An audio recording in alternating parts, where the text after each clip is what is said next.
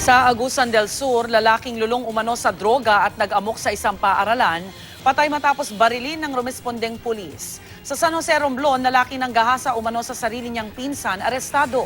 Narito ang unang balita sa probinsya.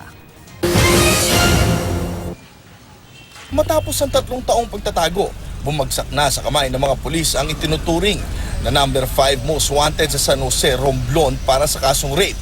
Ayon sa hepe ng San Jose Police, matagal na nilang pinaghahanap ang sospek matapos umanong gahasain ang pinsang babae na nooy minor de edad. Tinanggi naman ng sospek ang paratang sa kanya. Nagtatrabaho lamang daw siya sa Maynila at kababalik lang ng San Jose at hindi niya alam na wanted siya para sa kasong rape. Nabisto naman ang kalakalan ng iligal na droga sa loob ng Dumaguete City Jail sa Negros Oriental. Yan ay matapos mahuli sa isang entrapment operation ang isang babaeng runner umano ng iligal na droga. Nakuha mula sa suspect na si Marie Tolentino ang 11 pakete ng inihinalang shabu.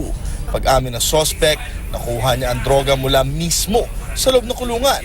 Isang Justice Aguilar at alias Tonton na kapwa raw preso sa loob ng City Jail na nagutos umano sa inarestong suspect. Malaya naman daw nakalulusot sa jail guard ang droga. Sinubukan ng GMA News na kunan ng pahayag ang warden ng nasabing kulungan pero nasa isang seminar daw ito sa Bacolod City. Sa Talaguacon, Agusan del Sur, patay ang isang lalaki matapos habulin ng taga ang isang pulis. Kwento ng mga responding pulis, isang tawag ang kanilang nirespondihan tungkol sa isang lalaking nagwawala sa loob ng Talacogon Central Elementary School. Pagdating doon, inabutan nila ang suspect na si Neil John Goyo na nagwawala habang bitbit ang isang itak. Tila wala sa sarili ang suspect at agad sinugod ang mga responding police kahit napilitan silang barilin ito na pag-alamang kasama sa drug watch list si Goyo. Hinala ng otoridad lango sa droga ang suspect sa mga oras na iyon.